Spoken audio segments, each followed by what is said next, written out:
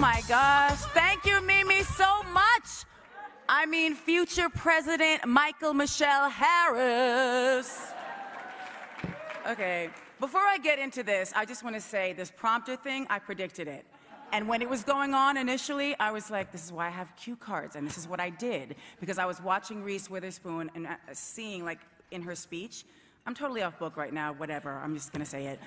And it's like, I was like, well, I don't like those kind of prompters. Why can't it be the prompter that's just Jennifer, do you know what I mean? Like, why couldn't it be the one you read that's right in front of you? Oh, Lord. Okay. I'm just gonna get into this. And I'm gonna trust that these prompters are gonna work. So I'm taking a leap of faith by putting these cards down. If I need them, darlings, just don't be angry. Okay, I actually don't need prompters for this part. I was a wayward child with the weight of the world that I held deep inside. Life was a winding road, and I learned many things little ones shouldn't know. But I closed my eyes, steadied my feet on the ground, raised my head to the sky, and the times roll by. Still, I feel like that child as I look at the moon. Maybe I grew up a little too soon. Good afternoon, powerful women. And all those who are here to support us. It really is such an honor to be here with all of you. Congratulations, Aquafina, Bree, Dana, Jennifer, and the legendary, incredible Shaka Shaka Shaka Shaka Khan. It's really interesting, these monitors, you like reading backwards and then you're reading forwards. I don't know, I'm just going with the narrative of what's been happening tonight. Thank you, Variety, for creating this gorgeous moment where we can all celebrate and inspire each other. Today, I want to focus on the children in the room, every little girl living inside each of the amazing women here. What I just read to you, or actually what I was, reciting to you, were the lyrics from my song, Close My Eyes, that I wrote for my album, Butterfly. Shortly after it was released, I received a letter from a fan, a young girl in Germany, who shared that she had been abused by her stepfather and that Close My Eyes helped her get through the trauma. Her letter touched me because I wrote that song from a very real place.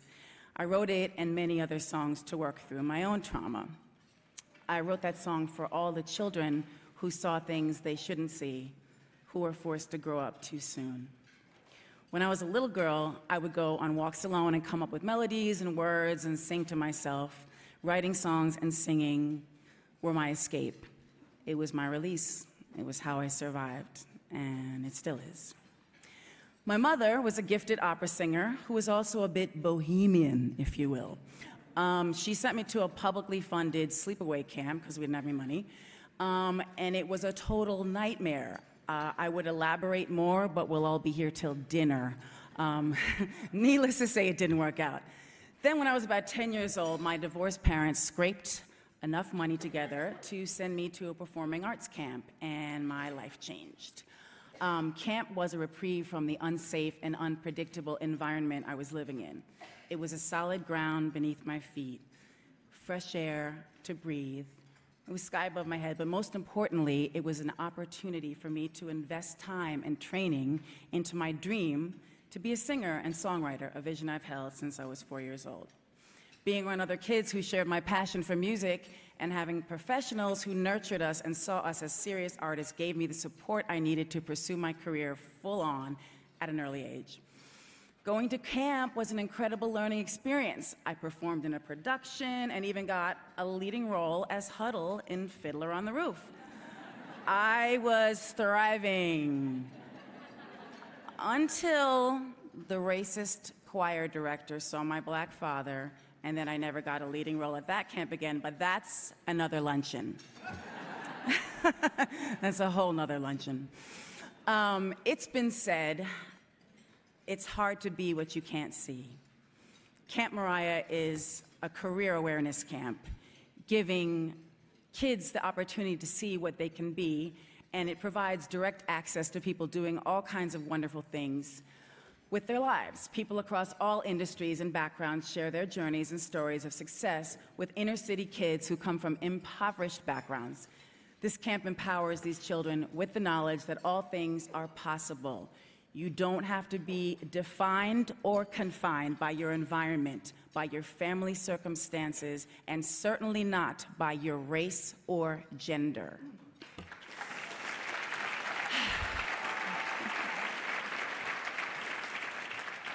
Oh, God. I started this camp 25 years ago, and if you don't see what an accomplishment that is for a 2-year-old child,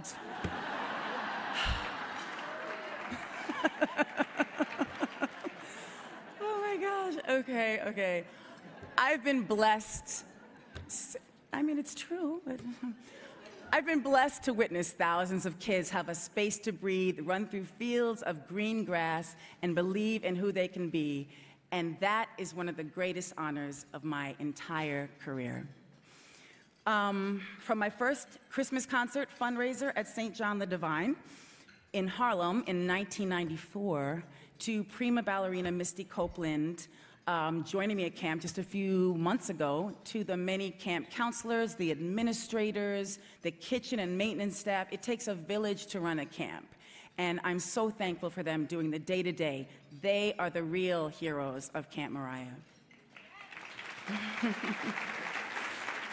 Thank you, Fresh Air Fund, for allowing me to realize these dreams, and for the powerful women who fight like warriors and champion the important work of the organization. I have to thank Fatima Shana, Jenny Morgenthau, and the late Susie Newhouse, who, she was an angel. She guided the Fresh Air Fund for many, many years. May she rest in peace. I'm grateful they have blessed not only my life, but the lives of more than 15,000 wayward children for the past 25 summers. When I was a little girl, I made a promise to myself that I would never forget what it felt like to be a child. Camp Mariah helps me keep that promise. Okay, so I was 18 years old when I got my first record deal. A lot of very powerful men controlled my career, what I wore, who I worked with, and every aspect of my overall image. Believe me, that can be very intimidating and confining to a young girl just getting started, trying to express herself artistically. It took a lot of hard work, inner strength, and believing in myself, but slowly I gained the courage to emerge from that stifling control by a group of men. We love men, but you know, they could never understand or embrace the essence of who I truly am. Now, as a mother of two, a boy and girl, I realize my daughter's going to have a different set of struggles than my son, and I'm doing my best to prepare her for that.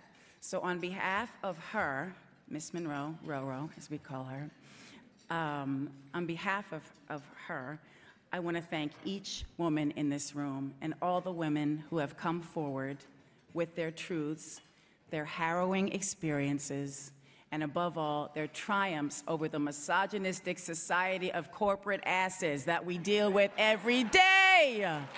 Now my daughter will never have, well, she'll have some barriers, but there'll be fewer barriers to break through in order to achieve her full potential. You guys are all a beacon of hope, and I stand here with you in sisterhood, knowing we'll continue supporting each other and keep fighting in tandem for equality for us all. Thank you so much. God bless. Thank God I had these.